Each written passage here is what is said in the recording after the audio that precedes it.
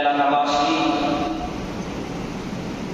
এবং দূর দূরান্ত থেকে আগত মুসলিয়ান কেরাম এবং আমার পরিজাত টুকরার ছাত্র ভাইরা, আমরা সকলে মহান রব্বে কায়নাতের দরবারে শুকরিয়া আদায় করি যে মহান আল্লাহ তাআলা আসরের নামাজের পরে একটা দ্বীনি মজলিসে বসা এবং একটা গুরুত্বপূর্ণ বিষয় নিয়ে কিছু কথা বলা এবং শোনার জন্য তৌফিক দান করলেন। এই জন্য আমরা দিন থেকে সকলে শুকরিয়া আদায় করে বলি আলহামদুলিল্লাহ।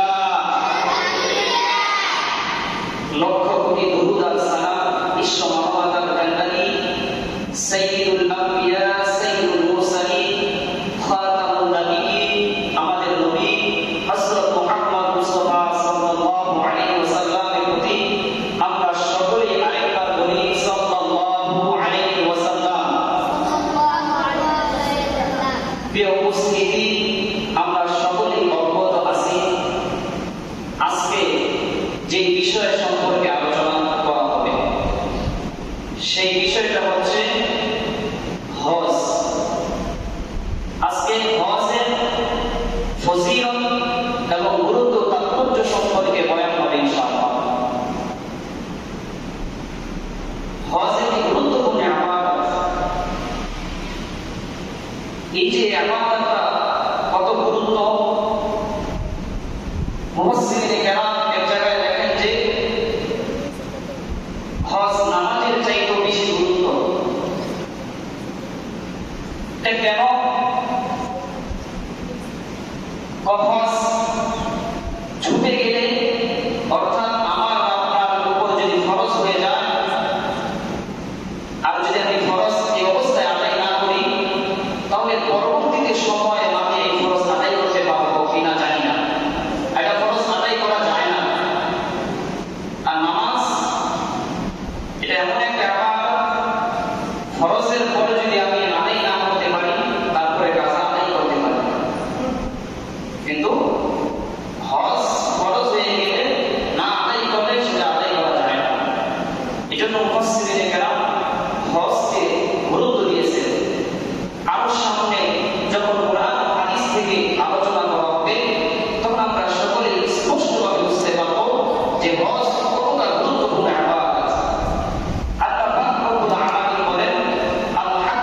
আশহুরুম মা'লুমাত।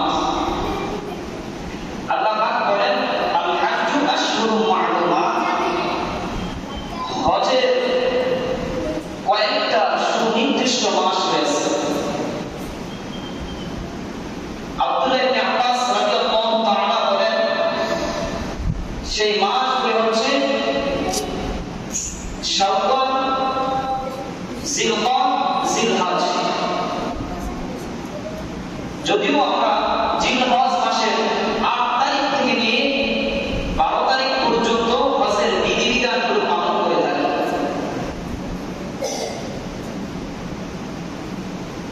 আল্লাহ পাক রব্বুল আলামিন পবিত্র কোরআনুল কারীমের মধ্যে বলেন ওয়ালিল্লাহি আলান নাসি হিজ্জুল বাইতি মান ইসতাতাআ ইলাইহি সাবিলা। আল্লাহ পাক আমাদের উপর হজ ফরজ করেছেন। এটা কি হালাল সকলের জন্য নাকি কার জন্য, সেই কথাটাই আল্লাহ পাক পবিত্র কোরআনুল কারীমের মধ্যে বলেন ওয়ালিল্লাহি আলান নাসি হিজ্জুল বাইতি মান ইসতাতাআ ইলাইহি সাবিলা। এটা এমন সকল মানুষের জন্য যে সমস্ত মানুষগুলি আল্লাহর ঘর অর্থাৎ বাইতুল্লাহ যাইতে পারবে এবং সেখান থেকে আবার ফিরে আসতে পারবে। এই যে যাওয়া আসার মধ্যে কত ক্ষমতা থাকতে হবে। তাহলে আমি আর আপনার চিন্তা করা উচিত যে আল্লাহ পাক আমাকে এতটুকু সম্পদ দিয়েছে কিনা যে আমি মক্কায় যাইতে পারবো এবং সেখান থেকে আবার বাড়িতে ফিরে আসতে পারবো, আর এর মাঝে যত খরচ আছে আমি খরচ কম করতে পারবো। তাহলে আল্লাহ রাসূল সাল্লাল্লাহু আলাইহি ওয়াসাল্লাম সাহাবায়ে কেরামদেরকে নিয়ে এমন বক্তৃতা দিতেছিলেন। রাসূল সাল্লাল্লাহু আলাইহি ওয়াসাল্লাম সাহাবাদেরকে বলেন, হে মানুষ সকল, তোমাদের উপর হজ ফরজ করা হয়েছে।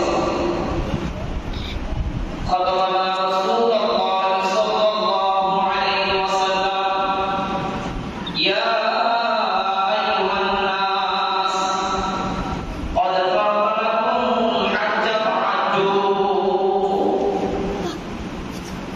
হে মানুষ সকল, তোমাদের উপর হজ ফরজ করা হয়েছে, তোমরা হজ আদায় করো।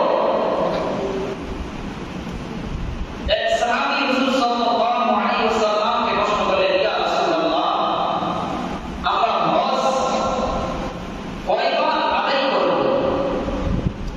রাসূল সাল্লাল্লাহু আলাইহি ওয়াসাল্লাম সাহাবারা চুপ থাকলেন।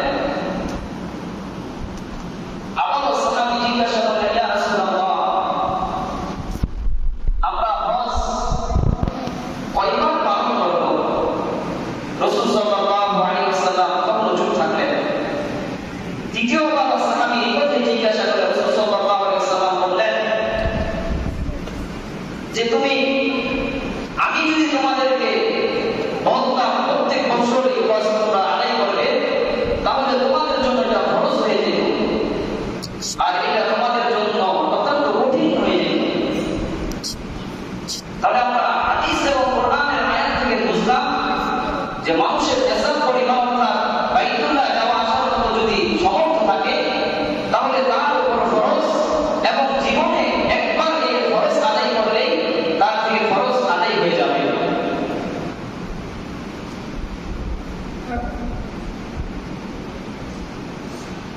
এই হজ আদায় করলে কতটুকু সওয়াব? রাসূল সাল্লাল্লাহু আলাইহি ওয়াসাল্লাম বলেন, আল-উমরাতু ইলা আল-উমরা, তোমরা এক উমরা করে আরেকটা উমরা করতে থাকো। কাফারাতু লিমা বাইনাহুমা, তাহলে তোমাদের এই মধ্যবর্তী যে গুনাহগুলি আল্লাহ তাআলা কাফারা হিসেবে মাফ করে দিবেন। অর্থাৎ এক বছর উমরা করে আবারও উমরা করলে বা কিছুদিন পর উমরা করলে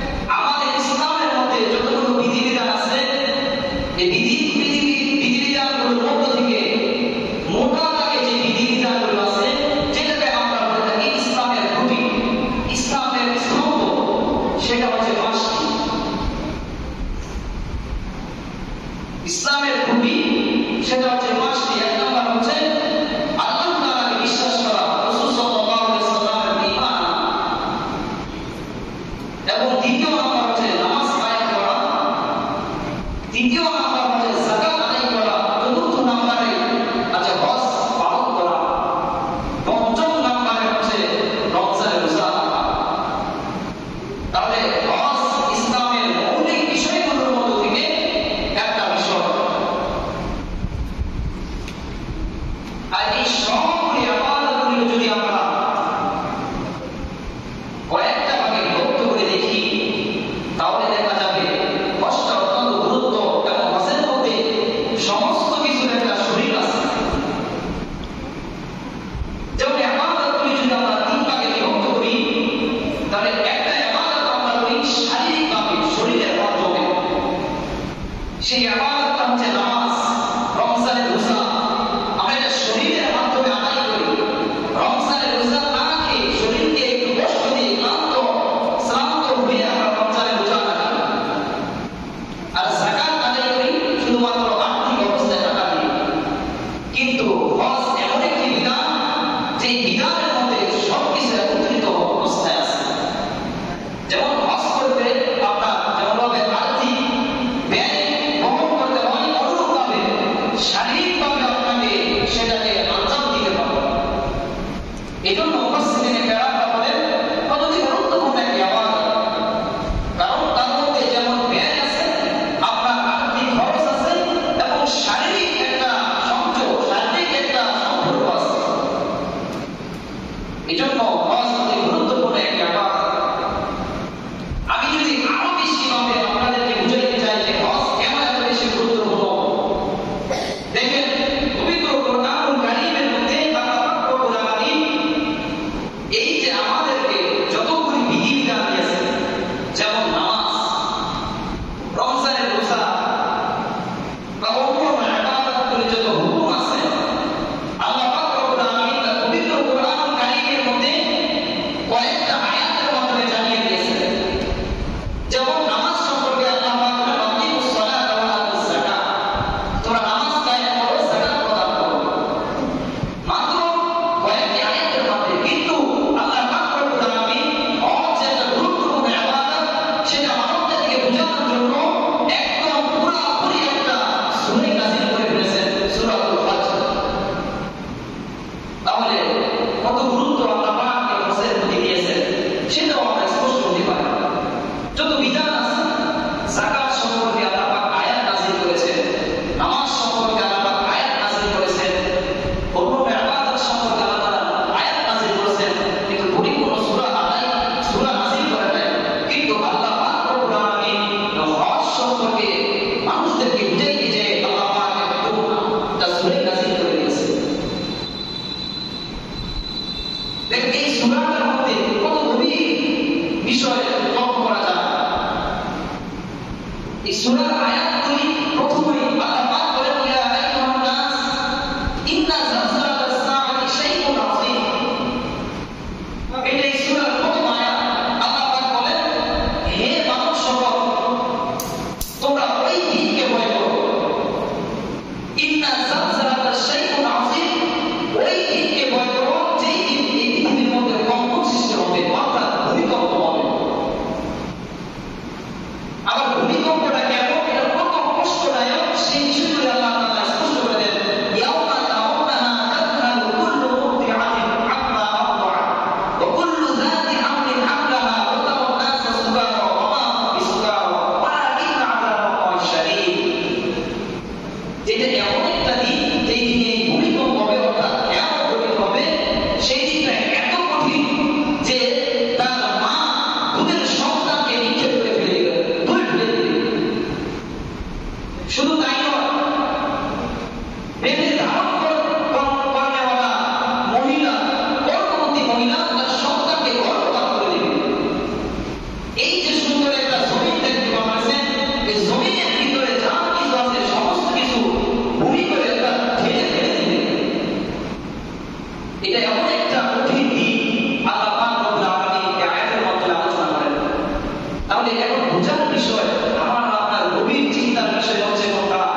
আল্লাহ পাক শুরুতেই সূরার নাম দিলেন হজ, আর প্রথম আয়াতে মানুষদেরকে বলেছেন ইয়া আইয়ুহান নাস ইন্না যালজালাতাস সাআতি শাইউন আযীম। হে মানুষ সকল, তোমরা ভয় করো ওই দিনকে যেই দিন কি হবে, পৃথিবীতে কম্পন সৃষ্টি হবে, অর্থাৎ ভূমিকম্প হবে। তাহলে আমরা এটা কি বুঝতে পারি?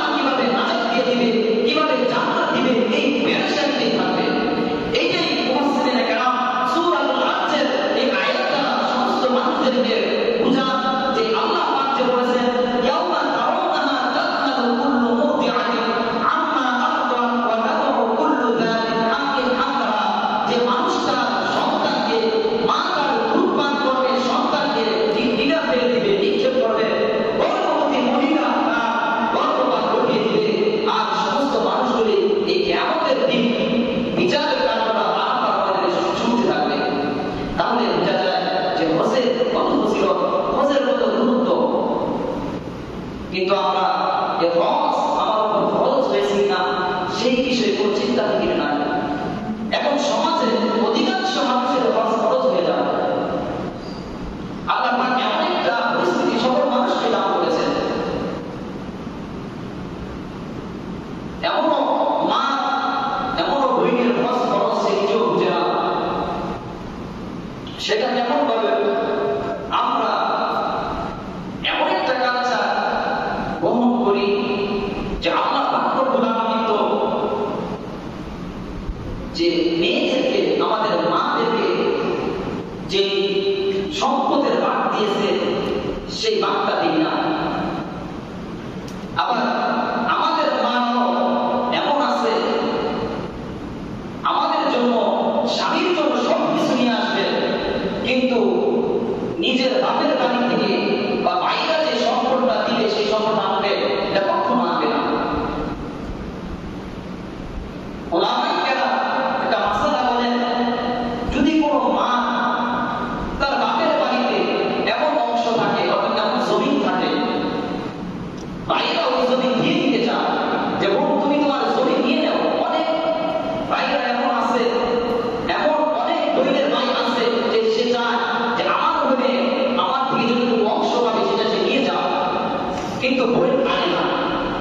এখন লক্ষ্য রাখার বিষয় বা দেখার বিষয় হচ্ছে যে অনেক বইয়ের এমন জায়গা জমিন আছে বাপের বাড়ি ভাইয়ের সাথে আছে, সেই জমিটা যদি সে বিক্রি করে তাহলে তার উপর হজ ফরজ হয়ে আরো বেশি হবে।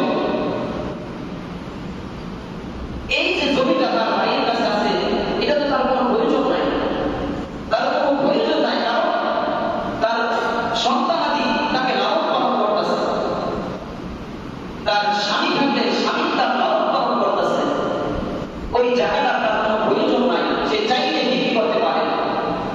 তাহলে তার উচিত ওই জমি বিক্রি করে অযথা জমি না ফেলাইয়া রাখা বিক্রি করে সে হজ বন্ধ করা, কারণ তার ওই অনুযায়ী হজ খরচ হয়ে যাবে। যদি তার নেশাব অর্থাৎ মদিনায় মক্কায় যাওয়ার মতো যদি সম্পদ হয়ে যায়, কিন্তু এটা আমাদের মারা মানতে রাজি না।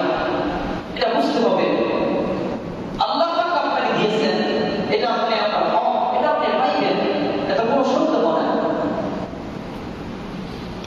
এই উপস্থিতি আল্লাহ পাক রব্বুল আলামিন আমাদেরকে হজ দিয়েছেন আল্লাহর নৈকট্য অর্জন করার জন্য। দেখেন, কোন মানুষ যদি কাউকে দাওয়াত দেয়,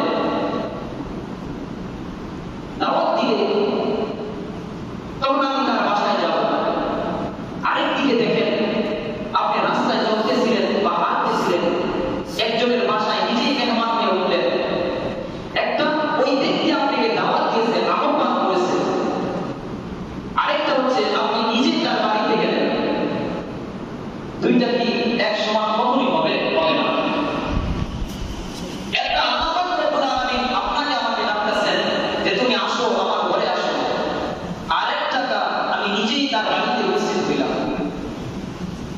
ভালো করে বুঝেন যে আমাকে যে দাওয়াত দিয়েছে তার বাসায় গেলাম, যাওয়ার পরে আমার এই অধিকারটা আছে,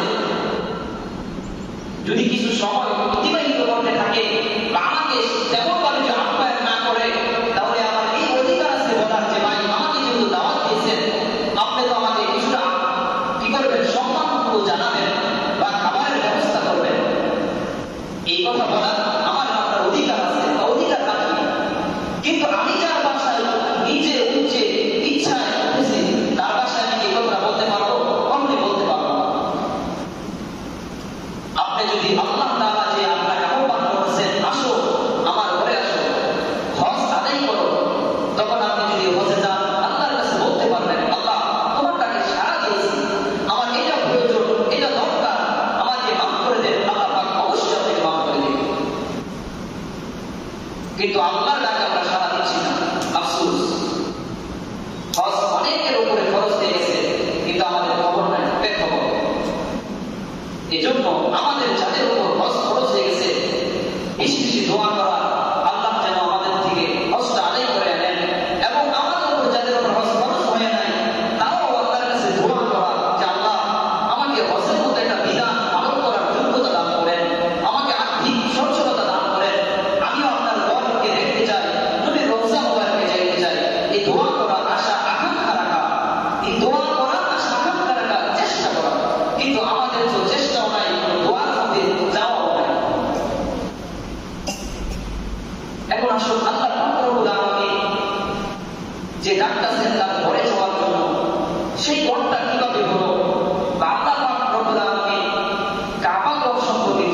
সেই বিষয়টা আমরা জানি। আল্লাহ পাক বলেন, ইন্না আউওয়ালা বাইতিন বুদিআ লিন-নাস লাল্লাযী বিবাক্কাতা মুবারাকান ওয়া হুদান লিল আলামিন। আমি মানব জাতির জন্য সর্বপ্রথম যে ঘরটি নির্মাণ করেছি সেটা হচ্ছে বাক্কা, যেটা মক্কা এখন অবস্থিত। তাহলে সর্বপ্রথম মানব জাতির জন্য, ইবাদতের জন্য যে ঘরটা আল্লাহ পাক রব্বুল আলামিন তৈরি করলেন সেইটাই হচ্ছে মক্কা অর্থাৎ বাইতুল্লাহ। বাইতুল্লাহটা এমন একটা স্থানে অবস্থিত যেটা এই পৃথিবীর মধ্য স্থান, এই পৃথিবীর একদম মধ্য স্থান। এই জন্য বাইতুল্লাহ চারপাশে মানুষ নামাজ পড়ে।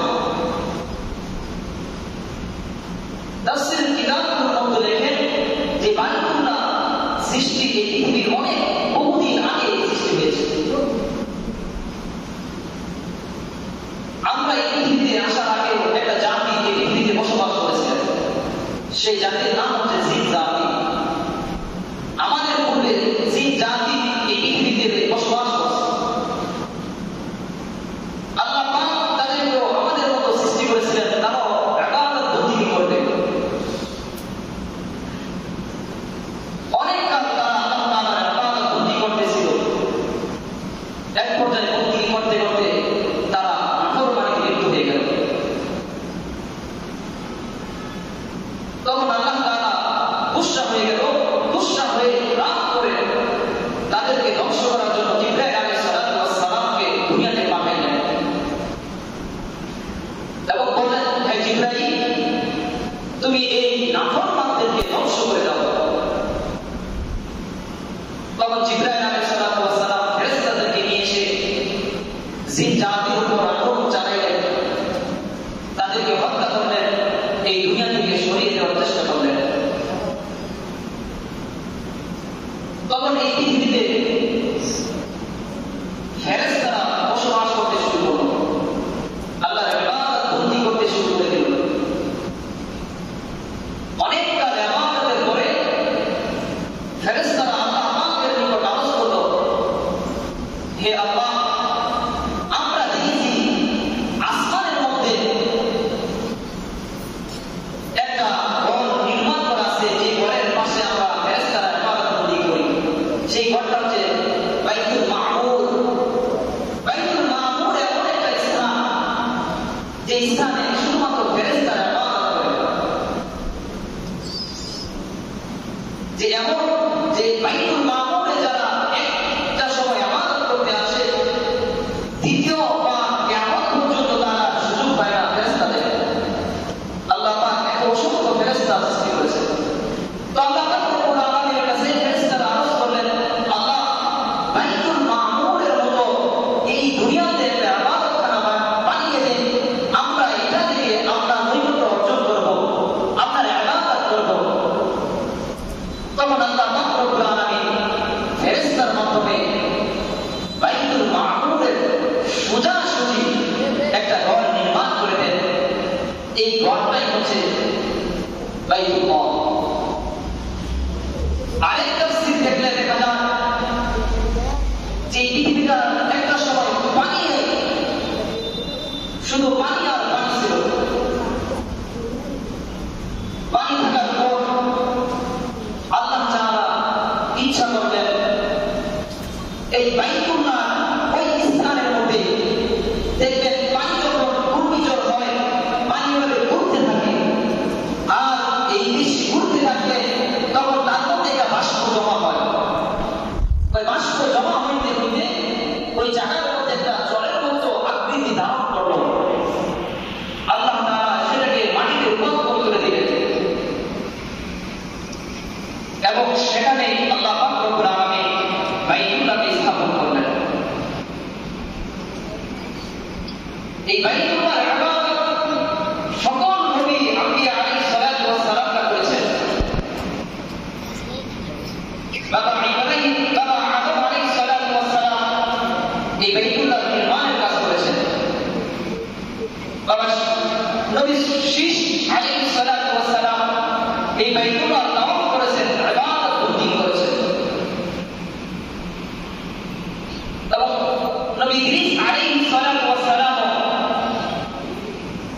এই বাইতুল্লাহ তাওয়াফ ইবাদত করেছেন। তবে একটা দুঃখজনক ঘটনা আমার ঘটে, সেটা হচ্ছে নূহ আলাইহিস সালাতু ওয়াস সালামের জামানায়। আমরা সকলেই জানি নূহ আলাইহিস সালাতু ওয়াস সালামের জামানায় একটা ঘটনা আল্লাহ পাক তার বান্দাদেরকে ধ্বংস করার দেওয়ার জন্য পবিত্র কোরআন কারীমের মধ্যে নূহ আলাইহিস সালাতু ওয়াস সালামের কারণের কথা স্পষ্ট আল্লাহ পাক বর্ণনা করেন। নূহ আলাইহিস সালাতু ওয়াস সালাম 950 বছর মানবদেরকে দাওয়াত দেন, দ্বীনের দাওয়াত দেন, একত্ববাদের দাওয়াত দেন। কিন্তু আফসোসের বিষয় হচ্ছে নূহ আলাইহিস সালাতু ওয়াস সালামের জামানার লোকেরা ঈমান গ্রহণ করে না। শুধুমাত্র 40 থেকে 42, 80 থেকে 82 জন মানুষ আল্লাহর বিশ্বাস স্থাপন করে, ঈমান আনে। তখন একদিন নূহ আলাইহিস সালাতু ওয়াস সালাম আল্লাহর দরবারে বলেন, ক্বালা রাব্বি ইন্নী নাযারতু কওমি লাইলান ওয়া নাহারা। হে আমার পরওয়ারদিগার আলম, আমি আমার উম্মতদেরকে, তোমার বান্দাদেরকে দিন রাত দাওয়াত দেই। ফালাম ইয়াজিদহুম দুআই ইল্লা ফিরারা। কিন্তু তারা আমার দাওয়াত শুনে পলায়ন করে। তখন আল্লাহ পাক রব্বুল আলামিন বললেন, হে নূহ, তুমি কি চাও? নূহ আলাইহিস সালাতু ওয়াস সালাম বললেন, আল্লাহ তাদেরকে ধ্বংস করে দাও। তখন আল্লাহ পাক রব্বুল আলামিন নূহ আলাইহিস সালাতু ওয়াস সালামকে বললেন, হে নূহ, তাহলে তুমি একটা কাজ করো, তুমি একটা নৌকা বানাও, জাহাজ বানাও। তো নূহ আলাইহিস সালাতু ওয়াস সালাম আল্লাহকে বললেন, হে আল্লাহ, আমি এই যে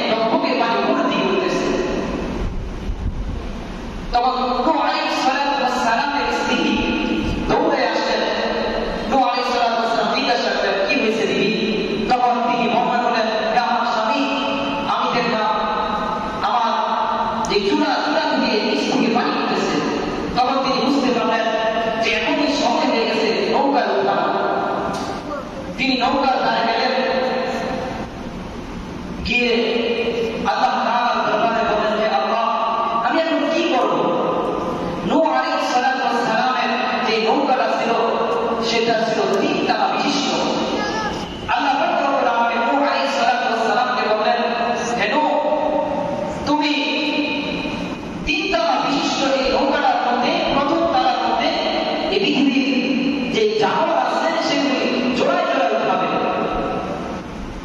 অর্থাৎ একটা পুরুষ একটা মহিলা উঠাবে, আর দ্বিতীয় তারায় তুমি পশু গবাদিগুলো উঠাবে। আর মানব শ্রেষ্ঠ, মানব সবচেয়ে সম্মানিত ব্যক্তি এই আমার মানবদেরকে, তোমার উম্মতদেরকে প্রথম তারাতে উঠাবে।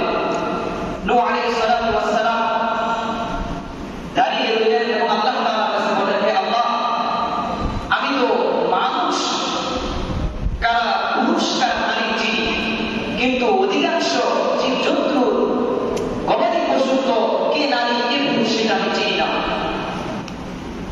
তখন আল্লাহ রাব্বুল আলামিন নূহ আলাইহিস সালাতু ওয়াস সালামকে বললেন, হে নূহ, তুমি তোমার দুইটা হাত প্রসারিত করে রাখো, যেদিক থেকে যদি তোমার ডান হাত দিক থেকে যদি কেউ উঠে তাহলে মনে বুঝবে সেটা পুরুষ, আর বাম দিকে যদি উঠে তাহলে মনে করবে সেটা নারী।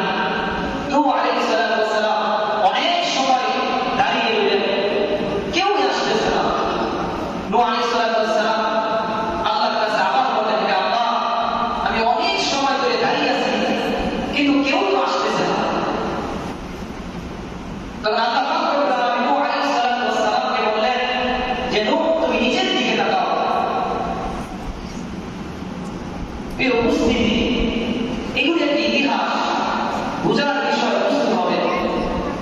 নূহ আলাইহিস সালাতু ওয়াস সালাম যখন নিজের দিকে তাকাইলেন, সবচেয়ে ক্ষুদ্র একটি জানোয়ার, সেটা হচ্ছে পিপীলিকা, সেই পিপীলিকা আসছে। নূহ আলাইহিস সালাতু ওয়াস সালাম পিপীলিকাকে জিজ্ঞাসা করলেন, হে পিপীলিকা, তুমি আসলে? তিনি বললেন, হ্যাঁ, আমাকে আল্লাহ তাআলা পাঠিয়েছেন, আমি আসলাম। নূহ আলাইহিস সালাতু ওয়াস সালাম পিপীলিকাকে সর্বপ্রথম নৌকা উঠাইছেন। ইতিহাস জেনে রাখো ছাত্র ভাইরা, যে নূহ আলাইহিস সালাতু ওয়াস সালামের নৌকার মধ্যে সর্বপ্রথম কে উঠেছিল, এগুলি জিজ্ঞাসা করে অনেকে, এগুলি মনে রাখার বিষয়, মনে রাখবা। সর্বপ্রথম নূহ আলাইহিস সালাতু ওয়াস সালামের যে নৌকার মধ্যে উঠেছিল সেটা হচ্ছে একটা ছোট্ট ক্ষুদ্র পিপীলিকা। কিছুক্ষণ পর নূহ আলাইহিস সালাতু ওয়াস সালামের নৌকায় ওঠার জন্য একটা সাপ আসলেন। সাপ আসার পরে নূহ আলাইহিস সালাতু ওয়াস সালাম আল্লাহর দরবারে বলতেছেন, হে আল্লাহ, এই সাপকে আমিও ভয় পাই, মানুষও ভয় পায়, সাপকে না উঠাইলে হয় না।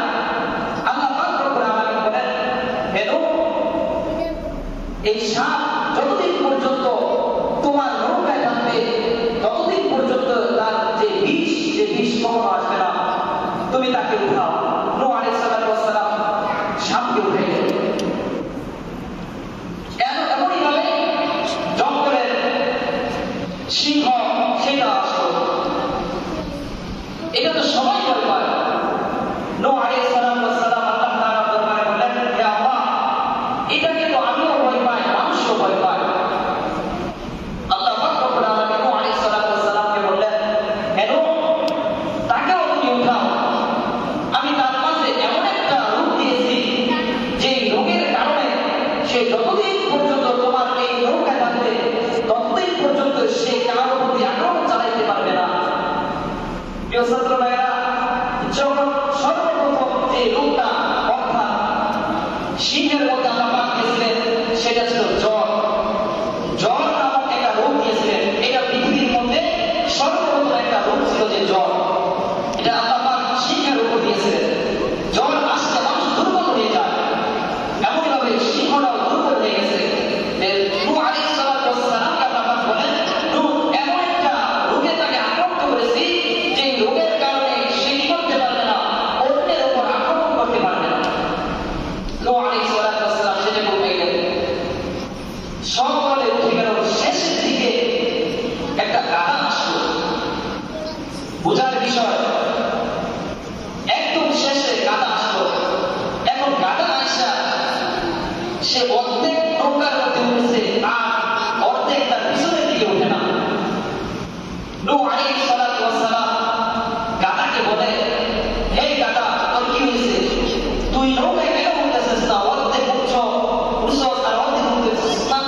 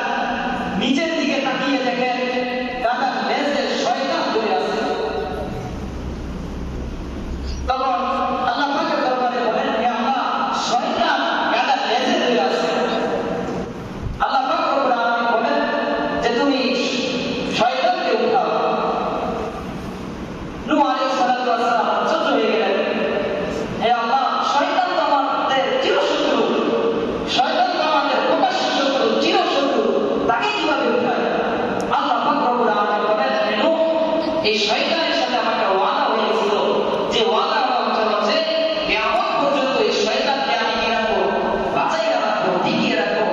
এই জন্য তুমি এই শয়তানকে কি করো, গাদার সাথে উঠে দাও। তো নূহ আলাইহিস সালাতু ওয়াস সালাম এই শয়তানকে উঠান। যখন নূহ আলাইহিস সালাতু ওয়াস সালামের নৌকা চলার সময় হয়ে গেল, তখন নূহ আলাইহিস সালাতু ওয়াস সালাম আল্লাহ তাআলার দরবারে বললেন, হে আল্লাহ, এই নৌকার তো মাঝি নাই, ইঞ্জিন নাই, নৌকা কিভাবে চলবে? কারণ আল্লাহ পাক রব্বুল আলামিন বললেন, কেন এই নৌকার মাঝি লাগবে না, ইঞ্জিন লাগবে না, তুমি যখন আহ্বান করবে, উঠবে, তখন তুমি বলবে বিসমিল্লাহি মাজরিহা ওয়া মুরসাহা ইন্না রাব্বি লাগফুরুর রহিম। এই দোয়া করতে হয় নৌকায় যানবাহনে চলাফেরা করার সময়, এই দোয়া করা উচিত। নূহ আলাইহিস সালাতু ওয়াস সালাম এই দোয়া করেছেন। নূহ আলাইহিস সালাতু ওয়াস সালাম যখন নৌকায় উঠলেন, তখন তিনি বিসমিল্লাহি মাজরিহা ওয়া মুরসাহা ইন্না রাব্বি লাগফুরুর রহিম যখন বলেছেন, তখন নৌকা ওখানেই চলতে শুরু করে দিয়েছে। তাফসীর ইবনে কাসিরের মধ্যে লেখেন, এই নৌকাটা 6 মাস পর্যন্ত পৃথিবীতে ঘোরাফেরা করে। আমাদের এই বাংলাদেশ ওই নৌকা সে বলে বোঝা যায়, কারণ পৃথিবীর মধ্যেই তো আমাদের বাংলাদেশ। নূহ আলাইহিস সালাতু ওয়াস সালামের নৌকা আমাদের বন্যার সময় আমাদের এই জমিনে ঘোরাফেরা করেছে। লক্ষণীয় বিষয় হচ্ছে নূহ আলাইহিস সালাতু ওয়াস সালামের জামানায় তাহলে কাবার কি অবস্থা হয়েছিল? অনেকে বলে কাবা ধ্বংস হয়ে গেছে, তবে আমি এই কথা বলি না কাবা ধ্বংস হয়ে গেছে। বরঞ্চ কিতাবের হাদিসের কিতাবগুলোর মধ্যে দেখা যায় কাবাকে আল্লাহ পাক রব্বুল আলামিন চতুর্থ আসমানে উঠে রেখেছিলেন নূহ আলাইহিস সালাতু ওয়াস সালামের নামের সাথে।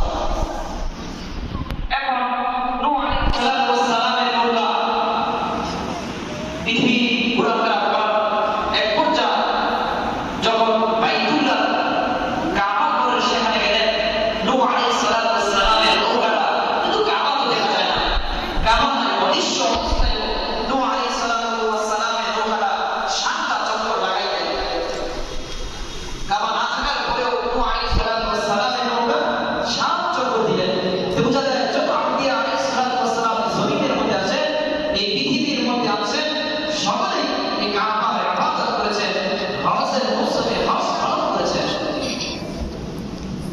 আর সুন্দর বিষয় হচ্ছে নূহ আলাইহিস সালাতু ওয়াস সালাম নৌকা যখন পাহাড়ে ছিল, তখন নূহ আলাইহিস সালাতু ওয়াস সালাম সর্বপ্রথম, মনে রাখবা, সর্বপ্রথম কাককে পাঠাইছিলেন, হে কাক, তুমি যাও দিয়ে দেখো জমি শুকাইছে কিনা। তখন কাক আসছে জমি, পৃথিবী, মাটি শুকাইছে কিনা দেখার জন্য। কাক আসার পর আর কাক যায় না। নূহ আলাইহিস সালাতু ওয়াস সালাম চিন্তায় পড়ে গেলেন যে আমি কাককে পাঠাইছিলাম পরীক্ষার জন্য, কাক তো এখন আসে না। নূহ আলাইহিস সালাতু ওয়াস সালাম কবুতরকে পাঠাইলেন। তাফসীরের কিতাবগুলোর মধ্যে এভাবে লেখেন, যখন কবুতর গেলেন, দেখি আবার সাথে সাথে ফিরে আসলেন। আসার পর নূহ আলাইহিস সালাতু ওয়াস সালামকে বলছেন, হে নবী, জমিন শুকাইছে, এখন জমিনে নামার সময় হয়েছে। এর কিছু পরে আবার কাক চলে আসছে। কাক এসে বলতেছে, হে নবী, আমাকে ক্ষমা করুন, আমাকে মাফ করে দিন। আপনি আমাকে যেটার জন্য পাঠিয়েছিলেন, আমি এটা ভুল করে ফেলেছি,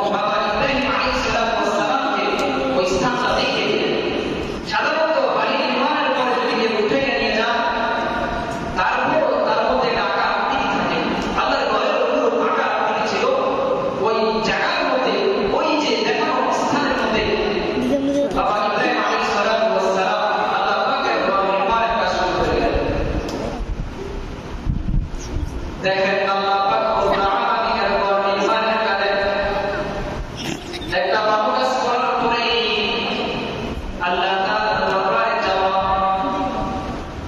একটা আল্লাহ তাআলার নৈকট্য অর্জন করার কাজ করার পরে আল্লাহর নৈকট্য হাসিল করার জন্য আল্লাহ তাআলার কাছে যাওয়া। বাবা ইব্রাহিম আলাইহিস সালাতু ওয়াস সালাম কাবার ঘরের কাজ নির্মাণের কাজ শুরু করে দিলেন। তাফসীরের কিতাবের মধ্যে লেখেন বাবা ইব্রাহিম আলাইহিস সালাতু ওয়াস সালাম এই কাবা ঘর নির্মাণ করতে গিয়ে একটা ইট যখন কাবার মধ্যে বসান, আরেকটা ইট বসার আগে আল্লাহ তাআলার দরবারে দোয়া করেন, রব্বানা তাকাব্বাল মিন্না আনতাস সামিউল আলিম। বাবা ইব্রাহিম আলাইহিস সালাতু ওয়াস সালাম আল্লাহ তাআলার দরবারে বলেন, মালিক আমি তোমার ঘর নির্মাণের কাজ করেছি, অর্থাৎ যে একটা ইট নির্মাণের কাজ করলাম, ইসলাম করলাম, আমার এই কাজটা আপনি কবুল করেছেন কিনা? আপনি যে সময়ের আপনি বুঝেন তাফসীরের কিতাবের মধ্যে লেখেন বাবা ইব্রাহিম আলাইহিস সালাতু ওয়াস সালাম একটা ইট বসার পরে আরেকটা ইট বসার আগে আমার আল্লাহ তাআলা নামাজে দাঁড়িয়ে যান, আল্লাহ তাআলার নৈকট্য হাসিলের জন্য দোয়া করতে থাকেন, হায় আল্লাহ আমার এই ইবাদতকে কবুল করেছেন কিনা? যখন কাইফি ইশারা আসে তখন আবার আরেকটা ইট ওই ঘরে নির্মাণ করে এমন ভাবে আল্লাহ পাক রব্বুল আলামিনের ঘরে নির্মাণের কাজ শেষ হওয়ার পরে আল্লাহ পাক রব্বুল আলামিন বাবা ইব্রাহিম আলাইহিস সালাতু ওয়াস সালাম বলেন, ওয়াদ্দিন ফিন নাসি বিল হাজ্জি ইয়াতুকা রিজালান ওয়া আলা কুল্লি দামিরিন ইয়াতি মিন কুল্লি ফাজ্জিন আমিন। হে ইব্রাহিম, তুমি তো ঘর নির্মাণ করেছো, এখন এই ঘরের ইবাদত করার জন্য মানুষদেরকে আহ্বান করো, মানুষদেরকে ডাকো, কারণ ঘর নির্মাণ হয়েছে, এখন এই ঘরের ইবাদত বন্দী করা লাগবে। এই জন্য আল্লাহ পাক রব্বুল আলামিন বলেন, ওয়াদ্দিন ফিন নাস বিল হাজ্জি ইয়াতুকা রিজালান ওয়া আলা কুল্লি দামিরিন ইয়াতি। আল্লাহ পাক রব্বুল আলামিন বাবা ইব্রাহিম আলাইহিস সালাতু ওয়াস সালামকে এই ঘরের আহ্বানের জন্য ডাকলেন। তখন ইব্রাহিম আলাইহিস সালাতু ওয়াস সালাম আবু উবাইস পাহাড়ে আল্লাহ এই ঘরের ইবাদত করার জন্য মানুষদেরকে ডাকতেছিলেন। আর তখনই যারা মানুষ লাব্বাইক বলেছিলেন, যে যতবার লাব্বাইক বলেছে সে ততবার আল্লাহ তাআলার এই ঘরের ইবাদত বন্দী করবে, অর্থাৎ হজ পালন করবে। এই জন্য হজ যারা পালন করবে আল্লাহ পাক রব্বুল আলামিন গায়বী আওয়াজ তার কানের মধ্যে পৌঁছায় দিয়েছিলেন। আর যারা যখনই ওই ডাকে সাড়া দিয়েছিলেন, যারা যেভাবে লাব্বাইক বলেছিলেন, আল্লাহ তাআলা তাদেরকে কোনো না কোনো দিন এই হজের